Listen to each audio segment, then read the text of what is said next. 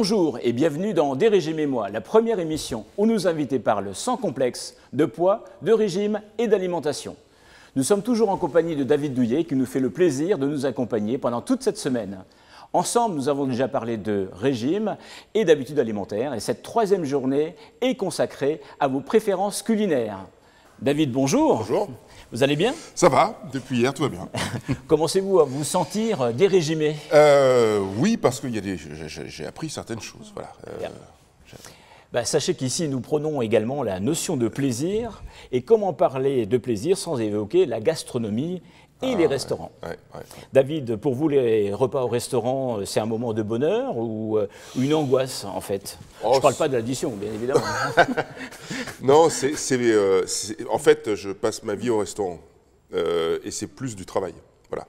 Donc, ce n'est pas forcément un moment de bonheur.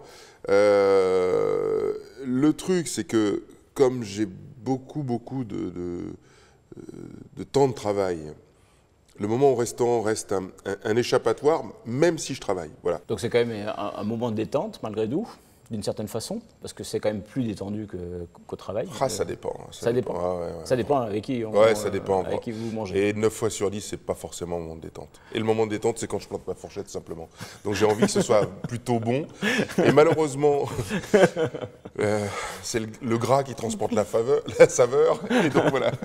Non, ça peut être compliqué. C'est compliqué le resto pour moi. Ouais. D'accord. C'est compliqué. Et il vous arrive de manger sur le pouce? Très rarement. Très rarement parce que oui, j'ai des déjeuners, des dîners, quoi, souvent, très souvent. Très souvent, donc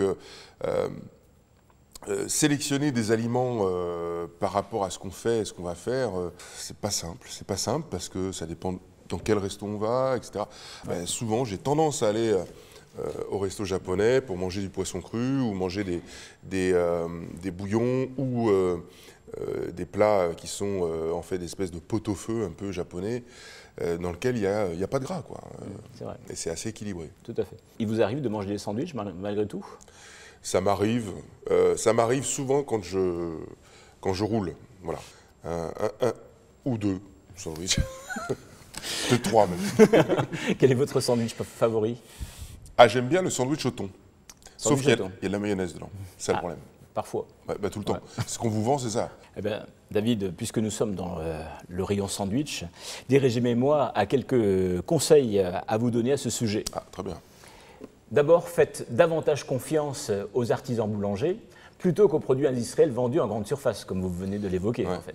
Souvent excessivement riches en sauce, avec peu de garnitures nobles. Ça, c'est vrai. Il faut privilégier une base de crudité, tomates, salade verte, concombres, carottes, cornichons, pour bien vous caler. Un pain complet ou aux céréales pour avoir plus de fibres, une source de protéines type thon, jambon, œufs, poulet, saumon, une sauce moutarde, fromage blanc ou ketchup. Il faut éviter absolument les sauces grasses, les mayonnaises, comme vous l'avez évoqué, et puis les sandwichs à base de charcuterie grasse, salami, saucisson, rillettes. Arrêtez-vous quand vous n'avez plus faim, et pas forcément à la fin du sandwich. Les portions d'un sandwich varient d'un sandwich à l'autre et ne sont pas les mêmes.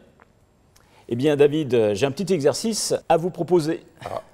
Voici une liste de choses à faire au restaurant et à vous de me dire si vous faites ou vous ne faites pas. Bon. Si vous appliquez ou pas, c'est différent. Et qu'est-ce que je gagne au bout alors? C'est ce que nous allons voir, un bon restaurant. Eh bien, David, vous êtes prêt? On peut commencer. Donc, première affirmation. J'éloigne toujours le pain afin de ne pas le grignoter pendant que j'attends mon repas. Vous le faites ou pas? Alors au départ, j'en prends un morceau et je le mets à côté de l'assiette et je m'éloigne parce que ce sera ma dose de pain pour le repas. Mais si le plat tarde à arriver, en général, je le mange. Effectivement, à faire impérativement, le pain ne fait pas grossir, mais lorsque vous grignotez 3 morceaux de pain dans la corbeille pendant l'arrivée du plat, vous consommez en moyenne 120 kilocalories, le tout sans même vous en apercevoir. Oui. Donc, deuxième affirmation, j'ai toujours de l'eau dans mon verre et je bois régulièrement. Vous le faites ou pas? Non. J'ai envie de cette notion de plaisir à table et je bois pas d'eau. Enfin, j'en bois un peu de temps en temps quand il n'y a que ça. Mais je suis souvent avec un soda sans sucre. D'accord. Je ne dirais pas la marque, mais tout le monde a compris. Oui. Voilà. Mais je bois régulièrement. Voilà. Alors je ne sais pas si c'est bien ou pas bien. Je pense qu'il faut vraiment privilégier l'eau. On dit souvent qu'il ne faut pas boire durant le repas. Mais c'est une idée reçue, boire à table permet de mieux ressentir la satiété et donc de s'arrêter quand on n'a plus faim. D'accord. Autre question. Vous prenez un plat et un café ou alors un plat plus large? Alors, vous faites ou pas? Là, je suis embêté plat, parce que moi, je fais 3 normalement. Je fais plat, entrée, plat, dessert. Bon. Entrée, plat, dessert. Oui, en maîtrisant le dessert. Mais de toute façon, entrée, plat. Voilà. Entrée, plat. Et souvent, j'ai des gens qui ne prennent pas d'entrée, très souvent. Ah, je suis un peu embêté. Donc, voilà, je force un peu les gens à prendre une entrée. Alors, je leur dis, mais prenez 2 entrées. En tout cas, il vaut mieux privilégier un plat et un café. Ça évite d'attendre entre l'entrée et le plat et de grignoter du pain, tout simplement. Autre affirmation. Je demande à avoir de la sauce à part et je n'en abuse pas. Vous faites ou pas? Franchement, non. Non. Eh bien, le fait d'avoir la sauce à part, c'est toujours moins calorique et ça permet de maîtriser la consommation des sauces. Oui, autre affirmation, je veille à avoir toujours dans mon repas une source de protéines, viande maigre, poisson, œufs. Vous le faites ou pas? Oui. Je m'en doutais. Ça, oui. Je m'en doutais. Effectivement, les protéines sont indispensables 1 à 2 fois par jour et toujours en quantité inférieure à l'accompagnement. Inférieur à la quoi, d'accord. Ouais. Ok, moi c'est l'inverse. Comme quoi, vous apprenez plein de choses. J'ai appris plein de choses. Voilà, en quelques minutes, j'ai appris plein de choses. Autre affirmation. Je privilégie les cuissons type grillade, papillote ou vapeur. J'évite tout ce qui est friture, frites, beignets, viande panée, friand. Vous le faites ou pas? Oui, ça oui, j'essaye. Oui. J'essaye. Non, ça sincèrement. Les frites, c'est quand c'est la fête. Voilà. D'accord. Voilà, c'est vraiment ça. Ou quand je suis contraint et forcé d'accompagner un de mes enfants dans un endroit de restauration rapide. D'accord. Voilà. Très bien. Bon, en tout cas, les cuissons type grillade, papillote, vapeur permettent d'avoir moins de matière grasse ajoutée.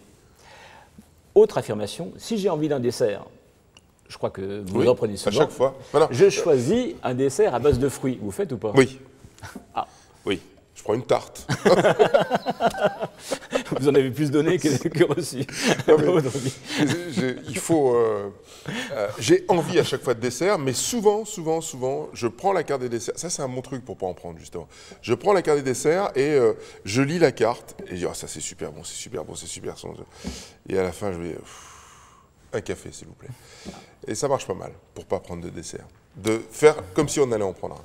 Tout à fait, mais privilégions les fruits, c'est toujours moins calorique. Oui, ça c'est sûr. Autre affirmation, je partage les desserts avec quelqu'un. Vous le faites ou pas? Ça va pas, non? Jamais. Vous partagez jamais la dose. Non, mais si, ça m'arrive, parce que, enfin, ça m'arrive, mais alors dans le mauvais sens du terme, parce que, j'aime celui-là.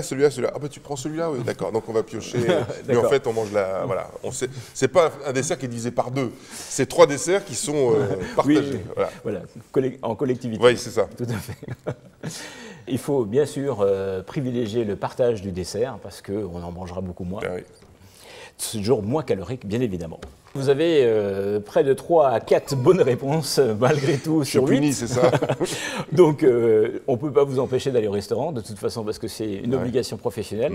Mais je pense qu'en suivant nos conseils, vous allez pouvoir faire plus attention. Eh bien, David, nous arrivons à la fin de cette 3e émission. Encore merci d'avoir été en notre compagnie. On se retrouve bien évidemment demain pour la suite de Des régimes et moi. Et demain, ça va vous plaire, David, vu que nous allons passer à table. Ah oui, c'est très bien. Et on termine comme chaque jour avec le conseil bien-être. Les protéines représentent 15% des apports caloriques quotidiens. Il faut donc en moyenne ingérer votre poids en grammes de protéines. Par exemple, si vous faites 60 kg, il vous faudra 60 grammes de protéines. Bonne journée et à demain.